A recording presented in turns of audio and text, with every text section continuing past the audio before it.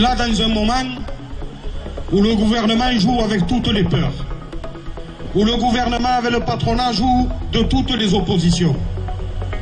Le public contre le privé, ceux qui travaillent contre ceux qui ne travaillent pas, ceux qui sont encore jeunes contre ceux qui ne le sont plus, ceux qui ont les papiers et ceux qui ne les ont pas, ceux qui ont un gilet et ceux qui n'en ont pas. Et camarades, nous sommes là. Nous sommes là dans un moment où on explique aux travailleurs, baissez la tête, acceptez les coups, allez travailler, entassez vos enfants dans des conditions catastrophiques à l'école et allez travailler, remplissez les caisses, qu'on puisse encore leur faire des milliards et des milliards de cadeaux. C'est de ça dont il s'agit.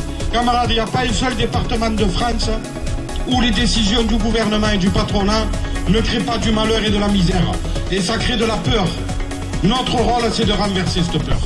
La peur, elle doit être dans le camp de ceux qui massacrent nos conditions de vie, nos conditions de travail. Vous venez d'entendre Olivier Matteux, le secrétaire général de l'UD-CGT 13. C'était le 22 septembre dernier, juste avant le départ de la marche pour l'emploi et la dignité au Prado à Marseille, pour se terminer le 17 octobre, un mois plus tard donc, dans les rues de Paris. Dans son discours, il évoquait la mobilisation sociale nécessaire pour à la fois ne pas perdre nos conquis sociaux et dans le même temps en ajouter de nouveaux. Le pire, en effet, c'est qu'effectivement, dans la période actuelle, toutes et tous, nous nous replions sur nous-mêmes. Nous acceptions de travailler plus et plus longtemps. Que nous acceptions aussi les petits boulots, le chômage partiel, ou que nous renoncions à notre emploi. Et pour les privés d'emploi, aucune contrepartie de Pôle emploi, justement, ou si peu, des minima sociaux en dessous du seuil de pauvreté, des retraites ras et pâquerettes.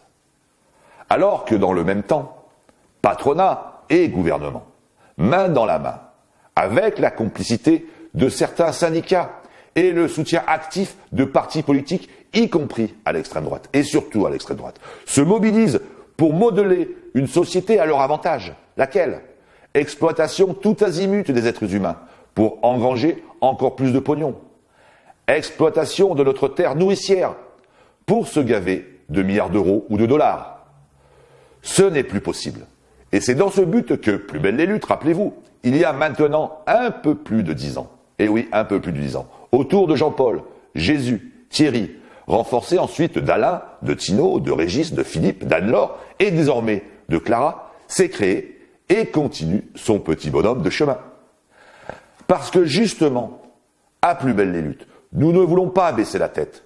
Nous ne voulons pas renoncer à voir notre République façonnée à l'époque par la Révolution française, par 1848, par la Commune de Paris, par 1936, par la résistance intérieure, par le CNR, par la période historique de 1945-1947, par mai 68 et y compris par 1981-1983. Perdre son âme et ses fondamentaux au nom d'un système capitaliste qu'on nous dit indépassable, niant en cela la lutte des classes. Sur ces bases de lutte, nous avons décidé de créer un journal hebdomadaire sur Internet, l'Hebdo PBLL. Après nos 300 feuilletons traitant des luttes sociales, nos documentaires sur le mouvement social justement, nous avons pris l'initiative de contribuer au débat qui doit amener, si ce n'est une révolution, en tous les cas, les conditions d'un réel changement de société. Pour cela, nous traiterons bien entendu des luttes sociales, mais surtout des solutions alternatives pour la réindustrialisation de notre pays, la non-fermeture des usines ou de nos services publics. Nous aurons aussi à cœur d'avoir des intervenants traitant du code du travail, des conditions de travail, et puis aussi de l'histoire sociale, afin de vous donner aussi dans vos boîtes, dans vos ateliers, des outils pour vous opposer à votre patron, à votre chef de service. Un outil où syndicalistes et politiques amèneront leur réflexion pour justement ce changement de société. Vous l'aurez compris, dans ce journal, mais comme dans les combats que nous avons menés et que nous menons depuis des décennies, et là je parle du mouvement ouvrier, du mouvement social dans sa grande extension, dans sa grande diversité, nous avançons sur deux pieds, syndical et politique. Le constat est clair, même si en marchant sur une jambe, nous pouvons quelque peu avancer, nous ne gagnons plus, d'un côté comme de l'autre. Et nous, on veut gagner.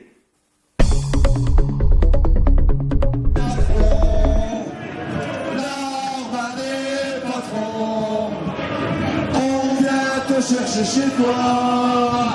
Emmanuel Macron, l'armade patron, on vient te chercher chez toi. Emmanuel Macron. Nous allons manifester avec nos camarades, avec nos frères, avec nos sœurs, sans papier. Camarades,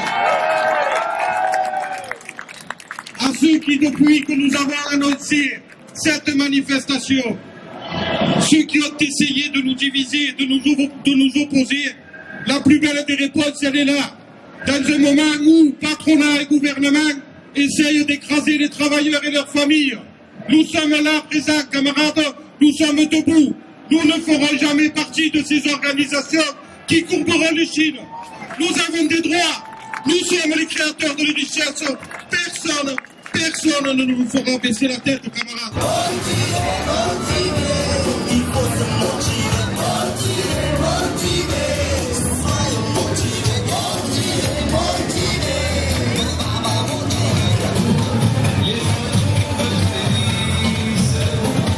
Avec leur dingue, leur tout seul. D'autres trouvent que c'est justice. Je suis le seul que l'on fait taire au nom des libertés dans l'air. En France, ici. On vit ici.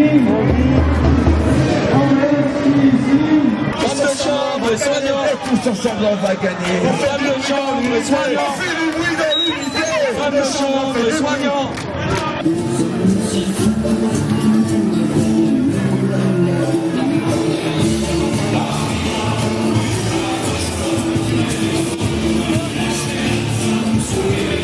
Normalement, il faut se poser la vraie question. Est-ce que pour travailler en France, il faut être un travailleur pauvre? Dernièrement, on nous a reproché encore de ne pas avoir commencé à adhérer à l'accord de performance collective, quoi. Nous, on perdait 20% de notre salaire, quoi, et en n'ayant aucune contrepartie.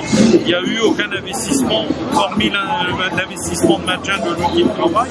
Il n'y a pas eu d'investissement sur la nouvelle technologie, notre fabrication d'automatique, les diversifications. On a eu zéro, donc forcément, notre mort a été annoncée. On l'avait dénoncé, annoncé. Maintenant, on est en train de mourir. Maintenant, s'il n'y a pas une volonté politique dans ce pays de sauver les Bridgestone, de sauver tous les camarades qui sont en train de tomber autour, les camarades de Cargill, c'est tous des groupes multimilliardaires, c'est tous des groupes qui ont plein de fric. Il faut arrêter de tuer l'emploi comme ça en France.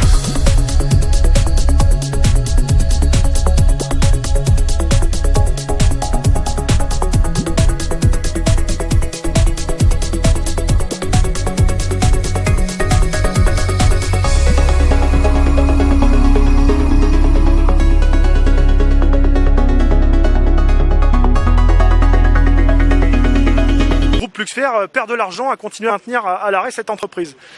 Qui lâchent du lest sur notre entreprise et qui partent une bonne fois pour toutes. Eux-mêmes sont en train de planter leur propre groupe. Donc nous, ce qu'on veut simplement, c'est sauver nos emplois.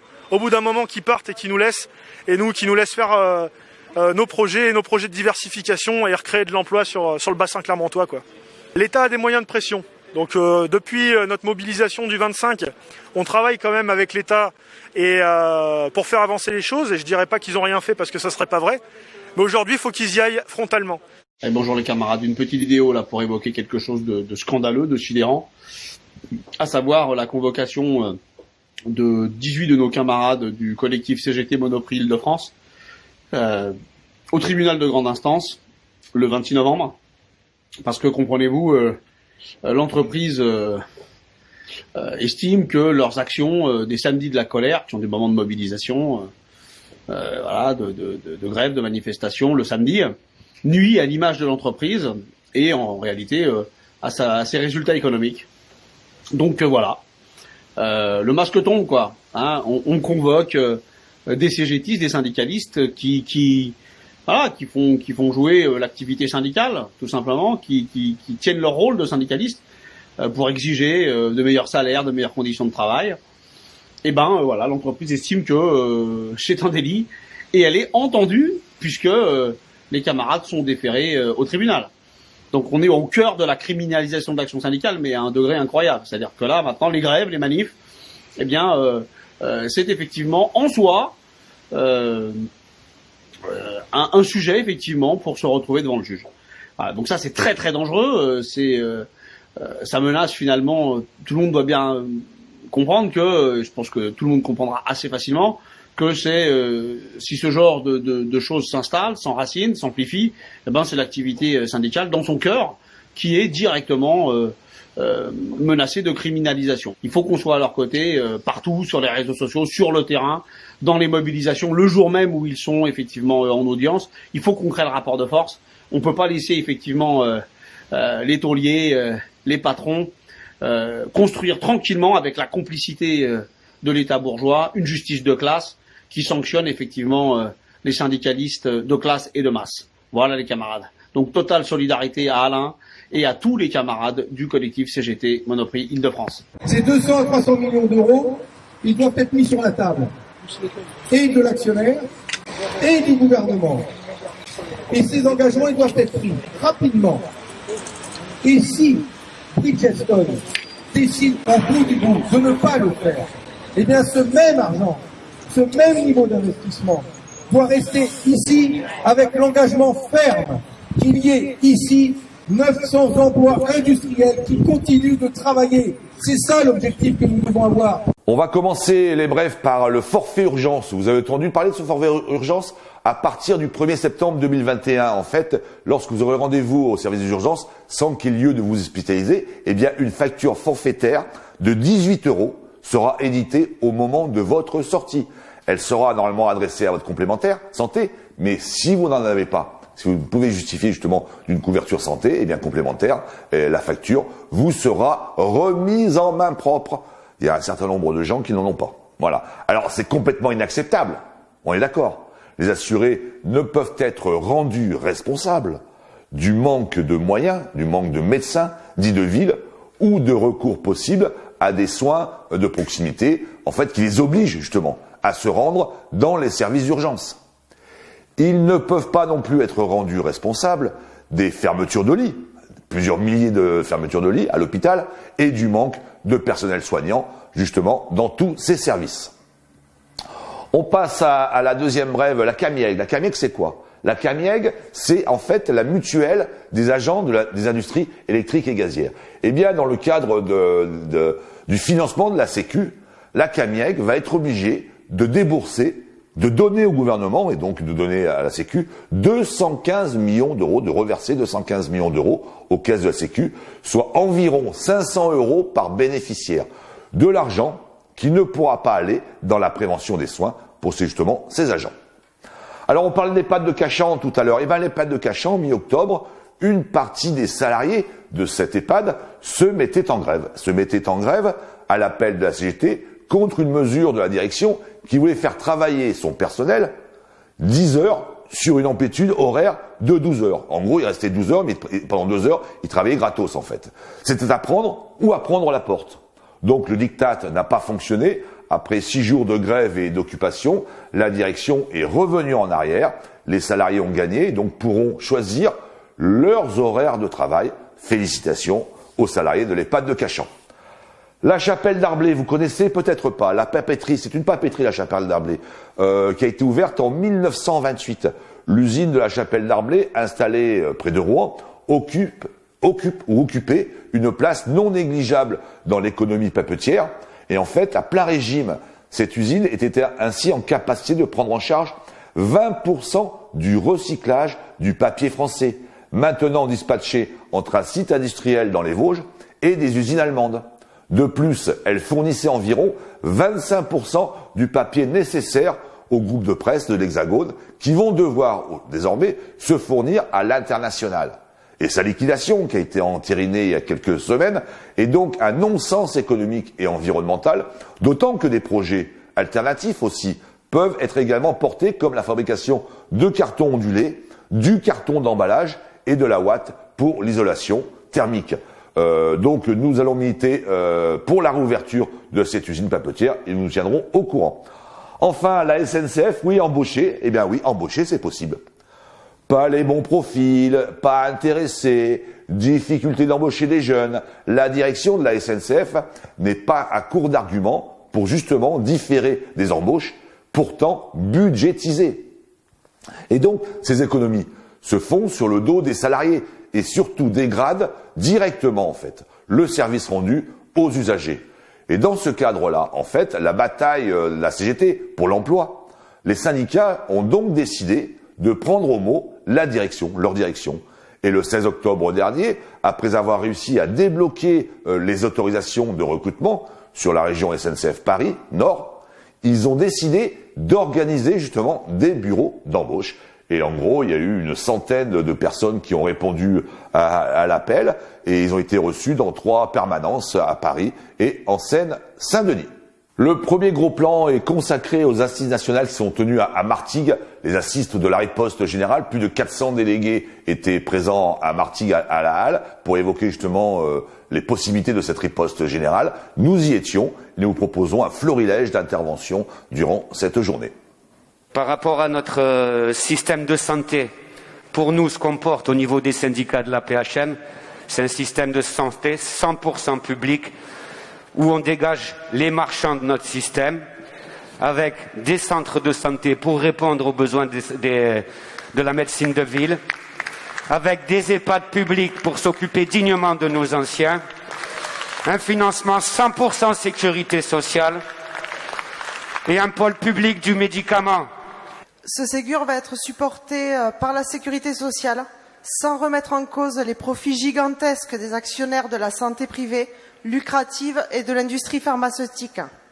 Ce sont des milliards d'euros qui vont être pris sur nos salaires socialisés à tous pour gaver les actionnaires. Pour exemple, le dernier accord pour la, et je vais le mettre en guillemets, revalorisation des salaires dans le privé lucratif, il va être surfinancé par la sécurité sociale et par le biais des augmentations de la tarification des actes. Et nous allons tous subir cela, comme par exemple le forfait des urgences qui vient d'être voté.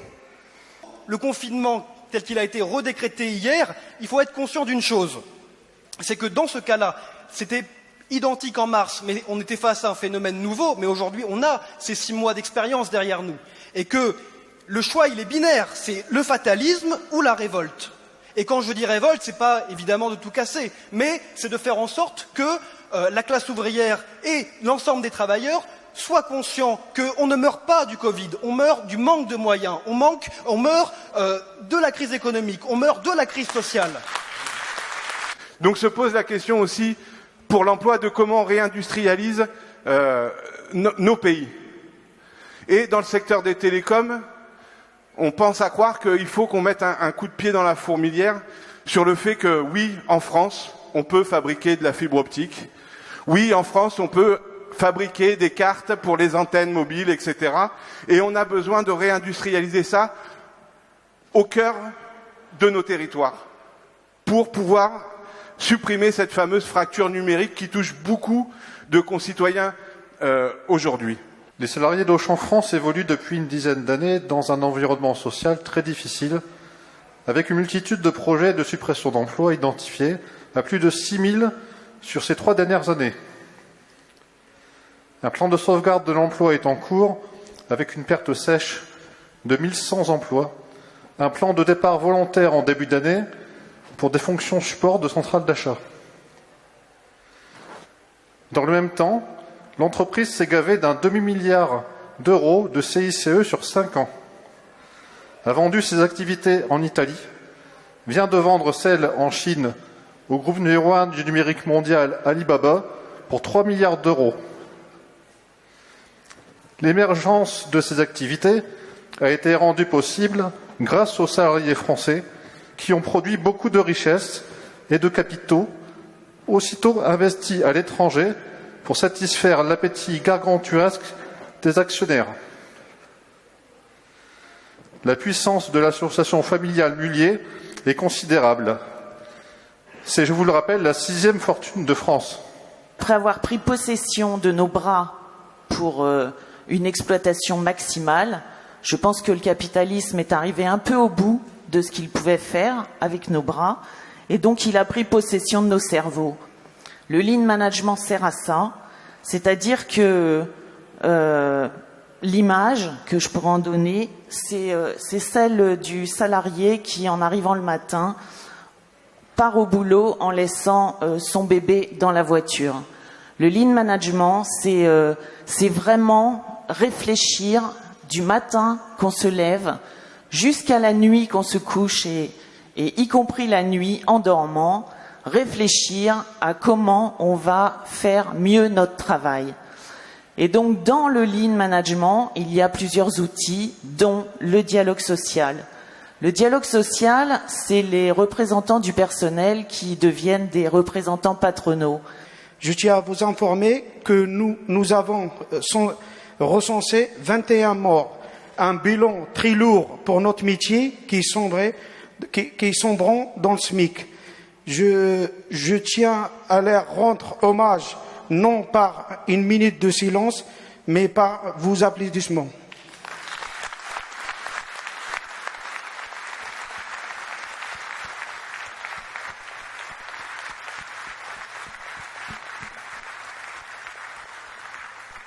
Cela dit, j'invite les autres camarades de rejoindre notre lutte dans la mesure où nous sommes prestataires de services partout dans les entreprises, surtout avant de construire une lutte collective. Vive la CGT, vive la lutte. On a des travailleurs qui sont en grève depuis 2 mois, c'est des contractuels à la Bibliothèque publique d'information, c'est à Paris, c'est à Pompidou. C'est des travailleurs, ils sont à temps très partiel, ils sont à 60 heures par mois. Il y a un de leurs collègues qui a chopé la Covid, il n'a pas été couvert par l'assurance maladie. Ces travailleurs-là, ils n'ont ni accès à l'assurance maladie, ni accès à l'assurance chômage parce qu'ils n'auront pas assez travaillé, ni ils ne cotiseront quasiment rien pour les retraites. Et c'est bien ça aujourd'hui qu'il faut reconquérir, mais en partant des réalités, en partant de ces réalités, de ces dizaines de milliers de travailleurs-là, qui sont précaires et qui déjà aujourd'hui, la sécurité sociale ne les protège pas. Et là, on se rend compte à quel point l'idée de je cotise selon mes moyens, je reçois selon mes besoins, c'est une idée qui est révolutionnaire, c'est aussi une idée qui est à reconquérir et qui est à reconquérir justement tous ensemble. Nos racines de lutte sont profondes, les camarades. Nous ne partons pas de rien. Munis d'une vision claire de nos objectifs, soyons confiants en notre capacité à peser de manière décisive sur les cours des choses. Quand elle est unie sur un objectif commun, la classe des travailleurs est une force irrésistible. L'histoire sociale dans notre pays et dans les autres l'a montré à de multiples reprises. Gardons en mémoire cet esprit des assises de Martigues, celui de notre volonté de changer de société, non pas de manière théorique, mais concrètement, avec un plan de lutte construit qui nous mènera marche après marche vers notre objectif. Plongeons nos forces dans la bataille des idées, scellons un pacte de solidarité pour nous retrouver dans les luttes à venir, avec la conviction qu'à la fin, mes camarades, c'est nous qui allons gagner. Vive le syndicalisme de lutte de classe et vive la CGT. La chronique de Michel Étiévent, notre historien spécialiste d'Ambroise Croizat, de la sécurité sociale. Et cette première chronique de Michel, nous l'avons travaillé avec lui et nous avons décidé de reprendre une partie de son intervention qu'il avait faite il y a quelques années déjà, ou quelques années, à Martigues, lorsqu'il était venu faire une conférence, justement, sur l'histoire de la sécurité sociale et d'Ambroise Croizat. C'est la chronique numéro 1 sur la sécurité sociale, avec, bien sûr, Michel Étiévent. Il faut se rappeler qu'à la Libération, lorsque Croizat a établi toutes ces lois avec le peuple de France, on est dans une situation complètement différente de celle qui précède. Prenons 1939. 1939, en France, il y a 7 millions de salariés.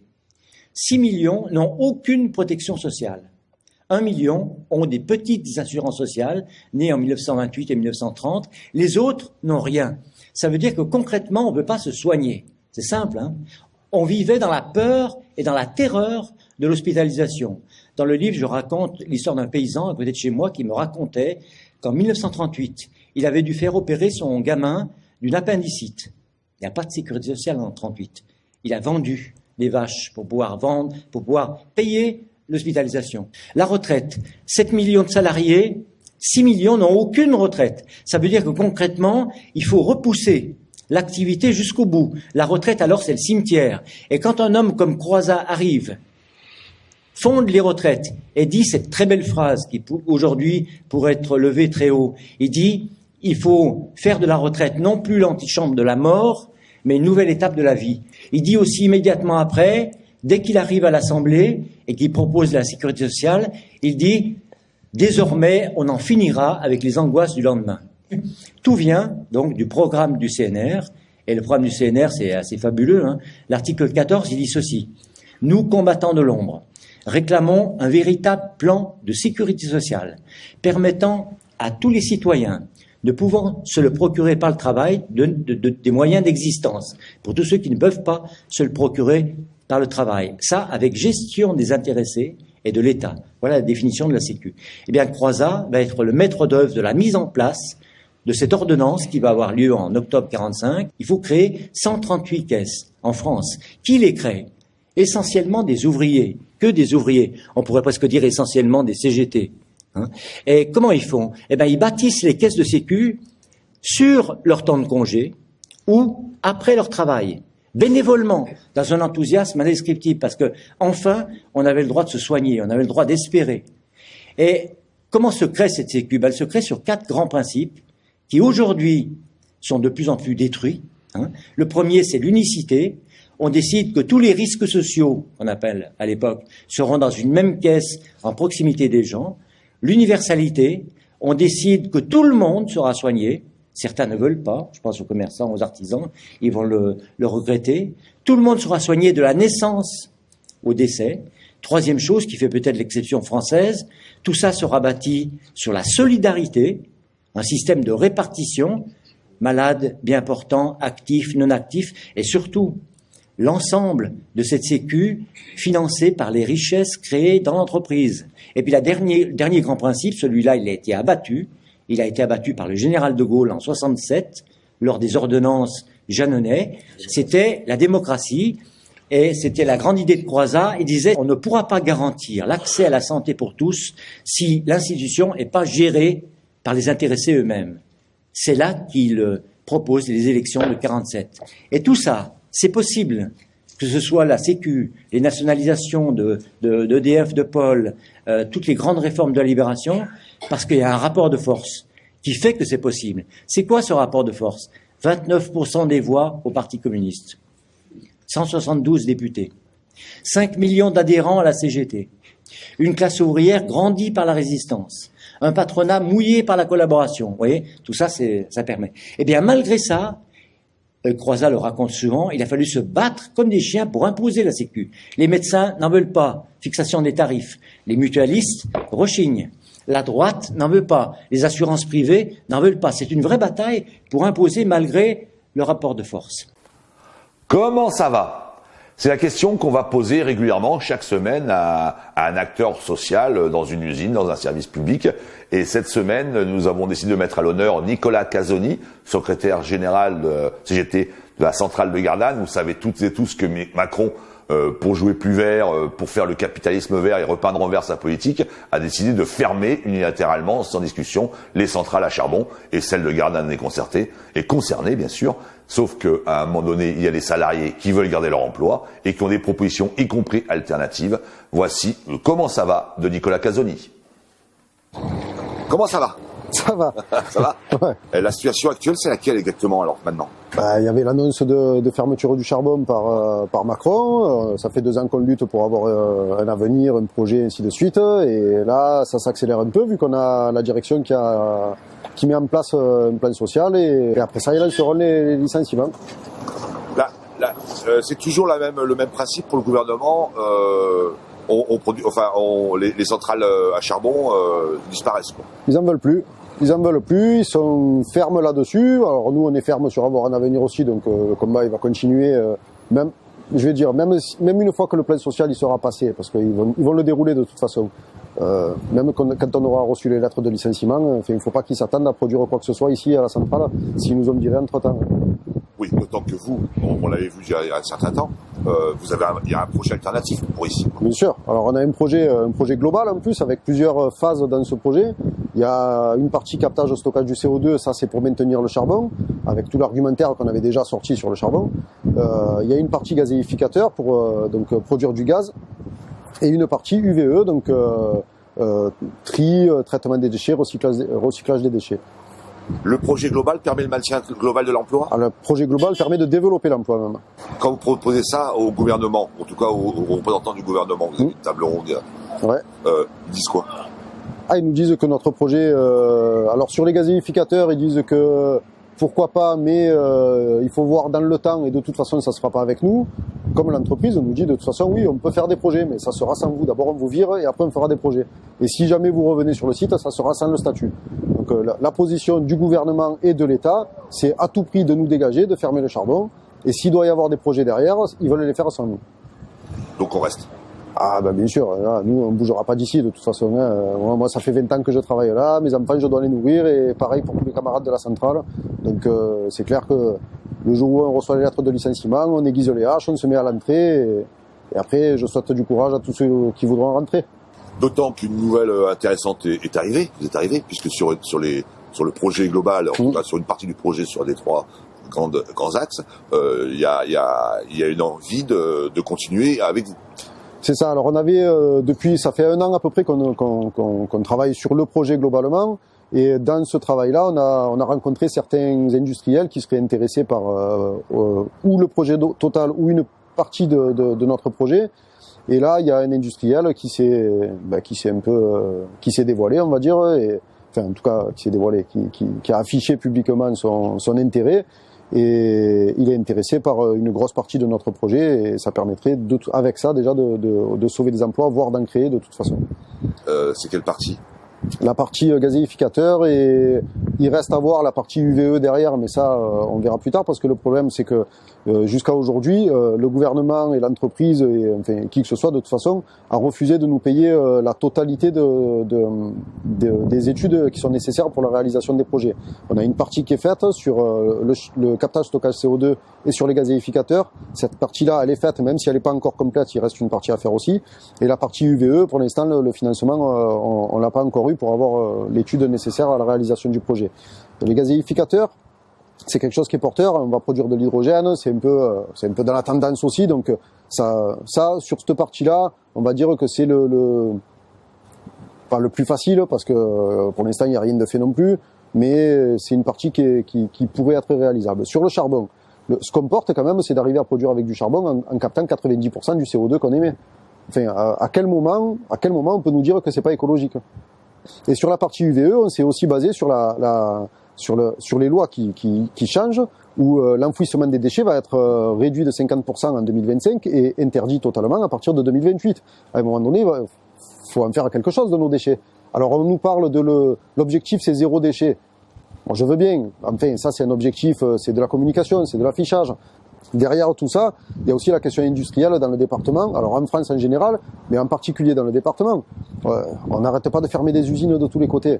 Alors si on ferme en plus des productions d'électricité, c'est clair qu'il n'y a plus un industriel qui viendra s'implanter sur le territoire, s'il n'a pas la garantie d'approvisionnement en électricité. Et derrière, il y a aussi la question de la réponse aux besoins des populations, que ce soit en termes industriels, mais y compris pour les usagers lambda. À un moment donné, il faut quand même les fournir en électricité. Alors si la réponse du gouvernement, parce que c'est ce qu'on nous dit, on a la solution après la fermeture du charbon, c'est le délestage et l'effacement. On coupe le jus aux gens pour passer les pointes de consommation et on rémunère grassement les actionnaires de certaines industries pour qu'ils arrêtent leur production pour baisser la consommation.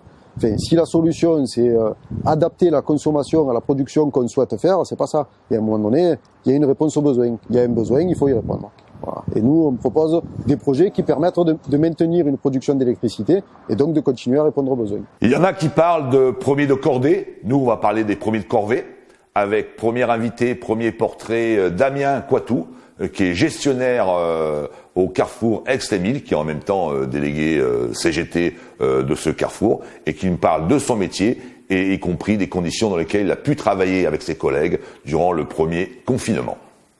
Je travaille dans le commerce au sein de Carrefour et je suis gestionnaire. Ça consiste à s'occuper de tout ce qui est commande, traitement du rayon et ainsi de suite. Mais je suis aussi en parallèle, j'ai été reclassé. Donc je ne fais pas de manutention. Proprement dit, je fais tout ce qui est étiquetage, affichage, prix, recalage de stock, tout ce qui est administratif, quoi, on va dire. entre guillemets. Et tes horaires, c'est quoi, en fait? 9h, 16h30, journée. Pas le week-end?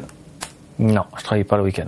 C'est comme ça. C'est depuis un certain temps, je travaille pas le week-end. Après, le dimanche, ça reste un jour volontariat.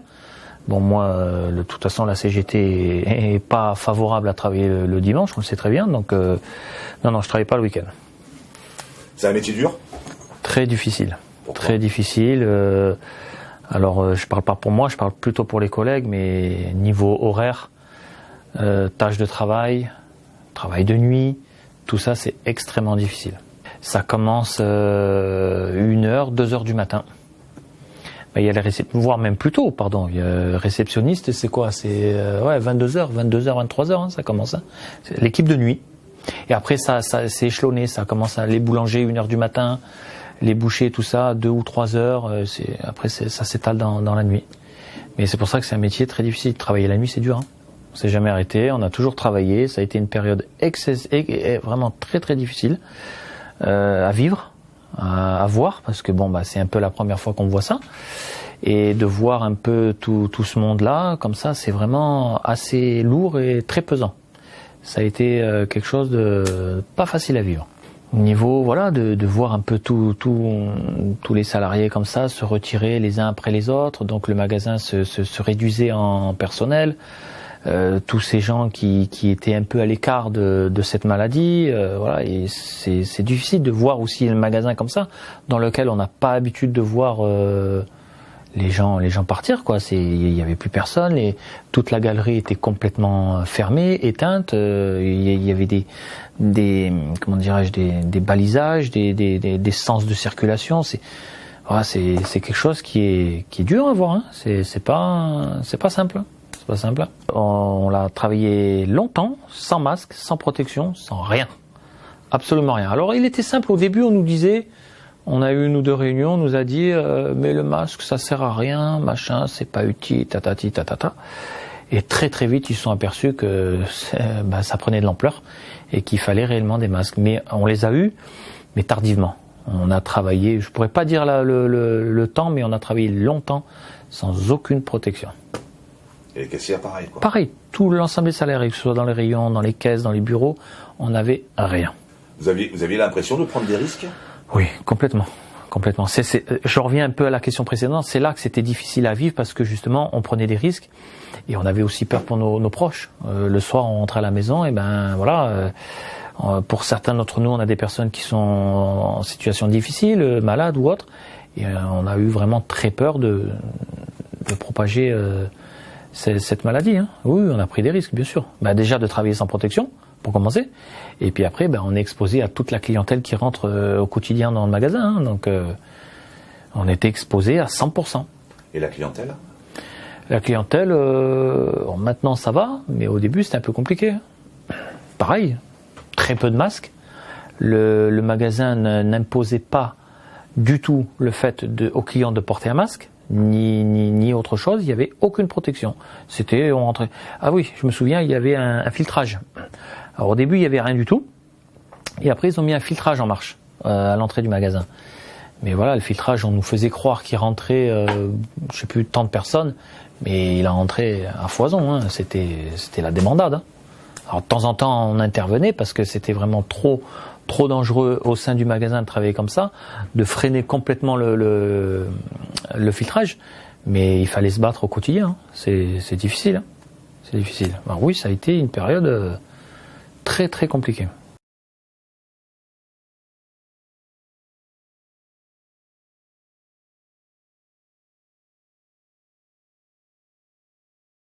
Dernière rubrique de ce journal, on vous le promettait, chez les progressistes, effectivement, la culture est importante, et le livre d'autant plus en cette période de confinement où les libraires n'ont plus le droit d'ouvrir, et donc c'est aussi un soutien à tous les petits libraires. On va vous présenter des livres qui viennent de sortir ou qui sont déjà sortis pour votre lecture et y compris votre culture personnelle. Et là, aujourd'hui, pour le premier journal, Marcel Paul, il vient de sortir, Marcel Paul, un ouvrier au Conseil des ministres. Je vais mettre mes lunettes parce que j'ai vieilli un peu depuis le temps. C'est un livre de Nicolas Chevassu au Louis et d'Alexandre Courban. Alors en fait, c'est la biographie complète de Marcel Paul, et Marcel Paul, vous le savez, c'est le ministre de la production, et qui a notamment nationalisé tout le secteur électrique et gazier, et qui a créé le statut des IEG. On en parlait tout à l'heure par rapport à la Camieg. Alors un livre fort intéressant, donc qui coûte, on va vous le dire, qui coûte 18 €, donc à commander chez votre libraire et non pas sur les plateformes numériques. Il vient de sortir, il est sorti il y a quelques semaines à peine. Et en même temps, je vais vous faire découvrir quelque chose d'atypique et qui est en plein cœur de l'actualité. Marcel Paul, donc nationalisation de l'électricité et du gaz, mais surtout aussi, qu'est-ce qu'il a fait Marcel Paul? Eh bien, Marcel Paul, lors de son passage au ministère de la Production industrielle, il avait aussi nationalisé une industrie alors balbutiante, celle de la production d'antibiotiques. Ces molécules miracles, dont la pénicilline était le symbole, qui venaient alors tout juste d'être inventées pendant le conflit. L'Office national industriel des produits biochimiques, l'ONIPB, qu'il avait fondé, était dirigé par un conseil d'administration, écoutez bien, composé en tiers égaux de représentants de l'État, de salariés et d'usagers. Comme quoi, aujourd'hui, ce qu'on propose, quelques années plus tard, enfin plusieurs dizaines d'années plus tard, c'était en plein, Marcel Paul l'avait déjà créé avec l'ONIPB. Citons l'exposé des motifs de ce projet de loi fort intéressante. Seules des sociétés puissamment outillées et disposant de moyens financiers considérables sont en mesure de faire face aux délicats problèmes techniques que pose cette fabrication. Le caractère aléatoire et l'échéance lointaine des bénéfices escomptés ne peuvent d'autre part qu'écarter les capitaux privés de cette production dans la mesure où elle doit être offerte au public dans des conditions acceptables de quantité et de prix. D'un autre côté, il serait inadmissible que cette découverte donne lieu à la constitution au profit de quelques sociétés d'un monopole de fait. En pleine actualité. Parce que pourquoi? En fait, courte vue de l'industrie privée, importance d'un service public, de la santé, danger des monopoles, on ne saurait dire mieux. Élaboré dans un contexte politique marqué par les nationalisations, les ordonnances sur la sécurité sociale, la remise sur pied des services publics et d'une façon générale la construction d'un État fort, responsable du développement économique et social du pays, le projet de l'ONIPB faisait très directement écho à la vision des services publics nationaux défendue par le CNR, note l'historien de la biomédecine Jean-Paul Godillère. À l'heure où l'épidémie de coronavirus a fait prendre conscience de la rapacité de l'industrie pharmaceutique, autant que de l'inconséquence d'un État centré sur ses fonctions régaliennes, on regrette que ce projet d'un service public du médicament, porté par une entreprise nationalisée, administrée de manière démocratique, n'ait été poursuivi. Et voilà, Marcel Paul, y compris encore très très contemporain. Voilà, ce journal est terminé, ce journal numéro 1 est terminé. Retrouvez-nous sur notre page Facebook, bien sûr. Mais aussi, ce journal sera édité sur la chaîne YouTube Plus Belles les Luttes. Vous allez chercher Plus Belles les Luttes. Abonnez-vous pour être chaque fois informé. Et sur cette chaîne YouTube, il y aura un certain nombre de vidéos que nous avons faites, y compris des vidéos que d'autres ont réalisées, que nous mettrons justement en ligne sur cette chaîne. Nous serons une sorte de portail sur un certain nombre de vidéos à la fois sociales et politiques. Et puis, pour alimenter ce journal, n'hésitez pas à nous envoyer des vidéos sur une manif, sur une grève, sur une intervention sociale, politique, qui concerne justement le jour d'après qu'on voudrait bien, y compris la révolution. À la semaine prochaine.